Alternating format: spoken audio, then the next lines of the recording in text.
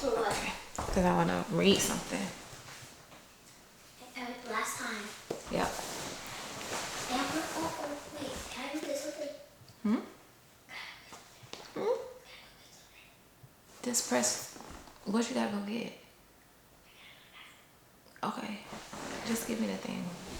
But I can't go back in. No, you can't. Well, go out the door and see if I can see you. Hurry up. You can't see me.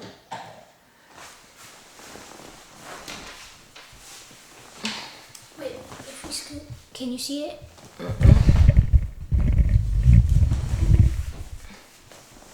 That should be good, right? Yeah. Hey family, welcome back to the Mental Wealth Tree. I am here to help you go from frazzled to dazzled to experience emotionally healthy, spiritual, physical, and every part of your life growth. They say money don't grow on trees, but mental wealth does. So welcome back. Today, I want to talk about, did your F-It F you up? Sometimes we get to a point where we're so frustrated with everything that we throw our hands up and we abandon our hopes, our dreams, our aspirations, our desires for joy and peace, and we don't even try anymore. But I want to talk to you today about 4 ways that you can deal with the emotions of failure and quit quitting on your road to riches. And I want to sow some seeds by starting off with a little bit of poetry. Today, I'm sharing lyrics from a song by Smokey Norfolk. Sometimes I feel like giving up. It seems like my best just ain't good enough. Lord, if you hear me, I'm calling you. Do you see? Do you care at all about what I'm going through? And then he said, one more day, one more step. I'm preparing you for myself. And when you can't hear my voice, please trust my plan. I'm the Lord, I see, and yes, I understand. So even our Heavenly Father understands that we all get to a point, a breaking point, a brink emotionally where we're done, we're exhausted, and we say, F it. But what about instead of saying F it, we gave it just a little bit more effort and we took one more step? The challenge is not that we don't want to take one more step, that we don't desire to take one more step, that we don't wish we could take one more step. Your issue is that you really don't know how to take one more step, to put one more foot in front of another foot, in front of another foot, and keep pushing to that joy and that peace and that freedom from emotional pain and anguish that you deserve. But I would like to suggest that there is a strategy and there are steps. As a matter of fact, there are 4. So the first step that we are going to talk about today is unpack it. Unpack it. So when I say unpack it, what I mean is that when we have emotional upset due to a failure or a disappointment, we oftentimes put those emotions inside of a suitcase. We put it in the corner and we leave it. And I had an encounter with someone that I was working with recently that really brought this to life for me. So this young person comes into the facility from living outside the facility, and they were very disappointed and distraught about why they were being brought to the facility. And when they arrived, they said, I don't know why I'm here. I don't have any emotional issues. I don't have any behavior problems. Somebody just came and took me from where I was and brought me here. And the only thing that I want to do is go be with my granny. Go be with my granny. That's my goal. So there was this tug of war back and forth with this person about what they desired, what they wanted, and the current reality that was happening. So they thought to themselves, I want to get to my granny. So maybe I can use my powerful words of persuasion to talk my way back to granny. So this person talked and tried to persuade and pleaded their case. That didn't work.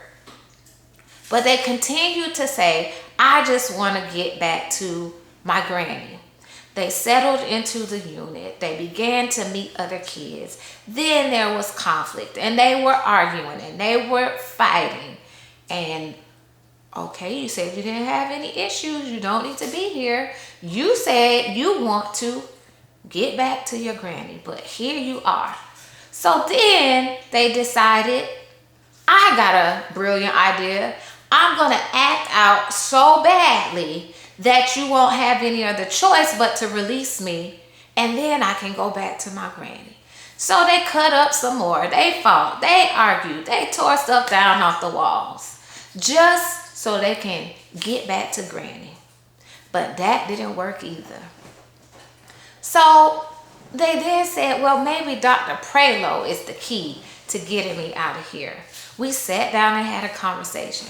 Oh, Dr. Prelo, please, can you please just write this letter and say that I'm good to go? And so I made a deal. I said, if you can demonstrate to me that you don't belong here, I will write a letter and say you can go to a lower level of care and go to granny. I put this person on a contract. I said, just follow the steps, do what's on the contract, and I'm going to help you get back to your granny. Oh, they were so excited. Thank you, Dr. Prelo. Oh, you're the best doctor in the world. No sooner did we sign the contract, I walked out of my building, and this young person had somebody by the hair, pulling them and dragging them and beating them down. I didn't get it. So later on in the week, I said, didn't we just talk about your goal and you wanting to get back to granny? And now here you go dragging somebody down around the facility. What happened? And they said, I got tired. I got fed up. I got frustrated. I've been trying to get back to granny and y'all ain't helping me. So you know what? I decided to say, F it. I don't care if this person made me mad, all my goals out the window, F it. I'm going to beat this person down, and whatever the consequences are, they will be. We had to send this young person to another facility. And so now, instead of getting to granny, F it has them effed up. They have failed. They have gotten further away from what they said they wanted because of this attitude of throwing their hands up and F it instead of finding a way to give more effort. This young person had put the emotions of disappointment in a suitcase and packed it down in there and stomped on top of it and zipped that suitcase up. And then when they least expected it, those emotions erupted. Did that get them where they were trying to go? Absolutely not. So what I want to encourage you to do is think about whether or not you have had some recent setbacks, some disappointments, some failures that have caused you to take the attitude of F it. And I want you to consider that F it just might be a psychological defense strategy that puts you into a freeze response that says, I don't think that I have what it takes to fight this battle. And so to avoid being completely demolished, I'm going into freeze mode. I'm going to curl up in the ball and play dead.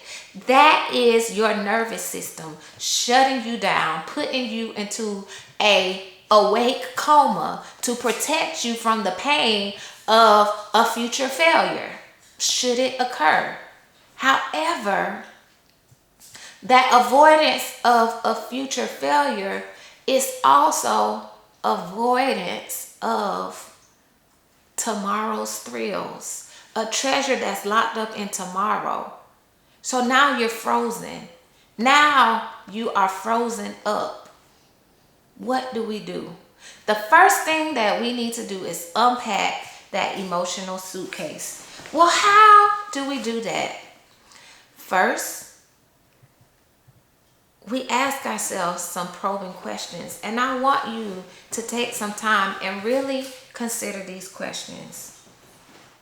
Are there any suitcases that I need to unpack? Are there any things in my life that have caused significant disappointment? Are there any failures that I really have not fully allowed the emotion of those experiences to be felt?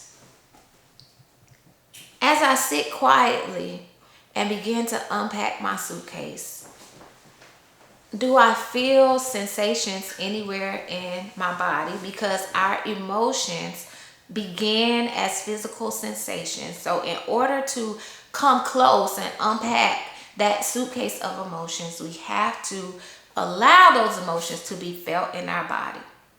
Am I feeling tightness in my belly? Am I feeling tightness in my shoulders? Am I feeling a lump in my throat? And what do these bodily sensations tell me about my emotional experience? Then I want you to ask the question, how has my posture of F it effed me up? How has it caused me to continue to fail? How has it caused me to continue to be fake about my feelings and about my experience? How has it caused me to be faint and unable to continue running the race? And then I want to ask this question of you. What will it take for you to take that one more step that Uncle Smokey was talking about? Jeremiah 17:10 says, I, the Lord, search the heart and test the mind to give every man according to his ways, according to the fruit of his deeds. So I want you to ask, not only yourself, but I want you to ask Heavenly Father to search your heart and test your mind and find the areas of effort that you now need to shift into greater effort so that you can experience good fruit from the deeds that you are doing in your body, so that you can experience the mental wealth and riches and prosperity that you are promised, so that you don't settle for second best when spectacular is on the horizon for you if you would just shift out of effort into effort. So I want to conclude by sharing this with you. Instead of a posture of effort, I want you to embrace a posture of effort. I want you to tap into the power of one more step, one more day. And instead of being fed up, I want you to be fired up. I want you to be firmed up. And I want you to be faithed up. The reason I keep breathing is to honor the bleeding of those who insisted on being, even though invisibility was imposed. The sheer will of human audacity composed a symphony of grit, grind, and a made-up mind. And because of the mountains they climbed, I must keep the faith that will move mine. Thank you for joining me here at the Mental Wealth Tree. Like this video, subscribe to the channel so that you can come back next time and hear about the other steps that you need to take to change your posture from effort to effort. Until next time, be well.